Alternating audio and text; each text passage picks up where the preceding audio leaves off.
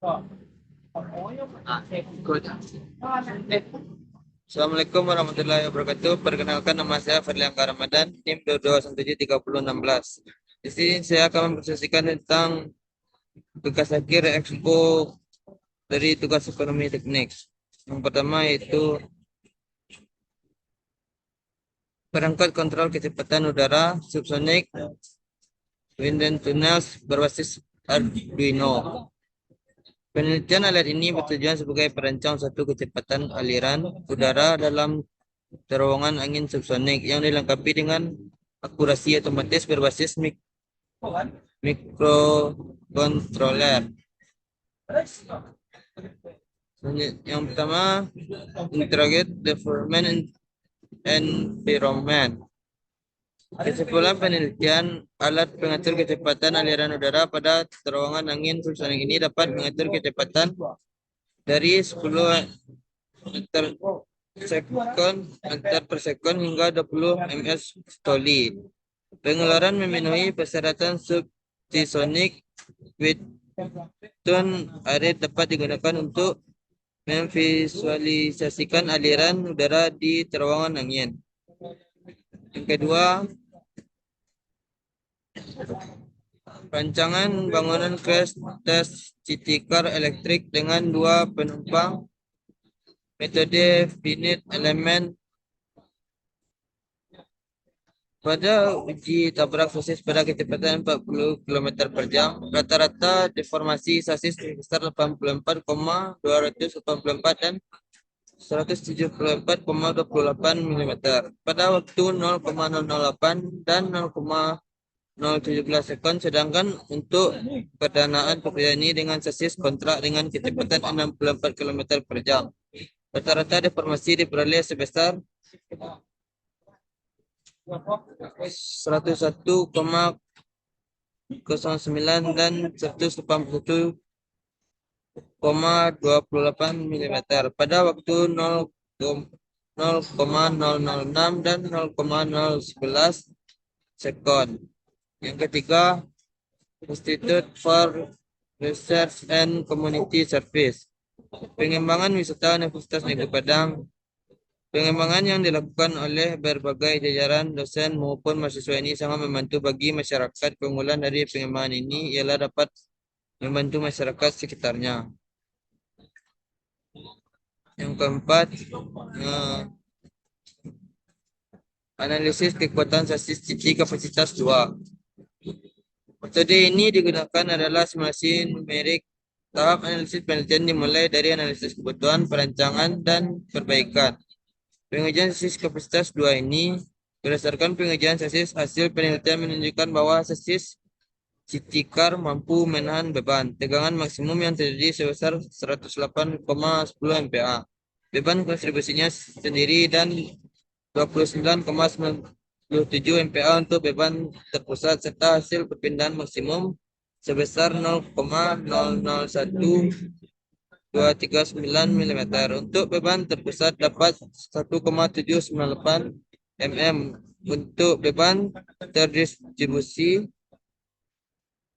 selanjutnya yang kelima, penerapan konsep smart driving dan emisi knalpot rendah pada mobil efisien. Tujuan dari penelitian ini bantu mengurangi polusi udara, bantu menghemat energi yang digunakan dengan menerapkan program ECU.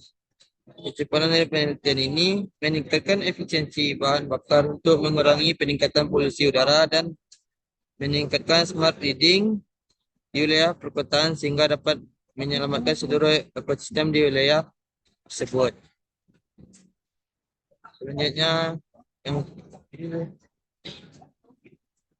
penelitian tentang implementasi sumber energi alternatif pada pompa air surya. Tujuan dari penelitian ini sebagai sarana memikirkan ide-ide mahasiswa agar mampu memberikan ide tentang energi alternatif dalam bidang kelistrikan. Yang kedua, hasil diskusi elektro pada siang hari ini pada kondisi cuaca cerah, nilai tegangan camat put dapat dihitung dengan menggunakan data T dari tabel 1 di atas tegangan kemudian bom. Pengujian adalah 12,45 volt. Nilai arus rata-rata hasil pengukuran adalah 2,30 volt. Nilai rata-rata daya diperoleh adalah 29,9 volt. Maka tegangan kilowatt meter adalah 220 volt dari hasil pretest dan post test. Yang dilakukan diperoleh nilai rata-rata pretest sebesar 264 dengan nilai terendah sebesar 10, di mana masyarakat sebelumnya belum mengetahui tentang panel surya. Selanjutnya yang ke-8 itu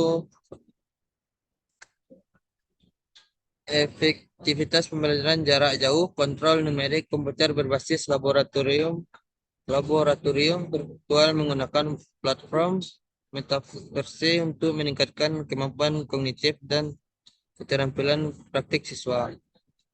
Tujuan dari penelitian ini, data yang diperoleh dalam mengukur keefektifan virtual laboratorium menggunakan metaverse platform terhadap kemampuan kognitif dan keterampilan praktis siswa diperoleh skor dari tes awal sebelum pembelajaran dan tes akhir yang diberikan seluruh rangkaian pembelajaran uji validitas koefisien korelasi mean the person, uji reliabilitas dengan Franz alpha dan uji normalitas dengan Shapiro-Wilk.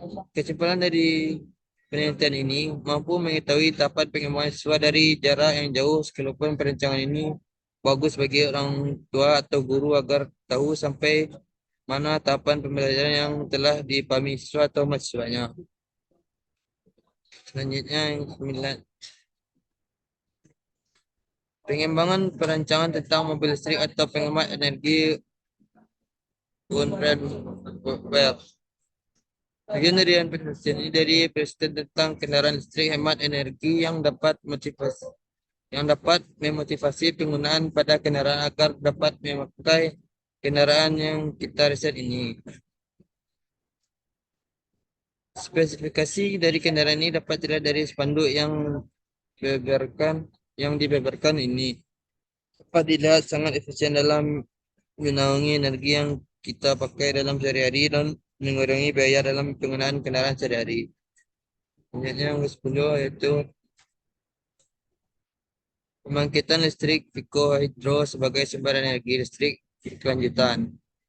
Tujuannya melakukan rancangan tentang pembangkit listrik Pico Hydro ini sebagai pembantu bagi warga masyarakat pedesaan yang tidak memiliki jangkauan listrik yang baik. Kesimpulan penelitian, pembangkit listrik tenaga air Pico dirancang dengan kapasitas 3 KW turbin. Aliran silang yang sesuai dengan kondisi lokasi belari turbin yang belah bilah 20. Diameter luar atau dalam 25 cm atau 16,5 cm dengan panjang 36,3.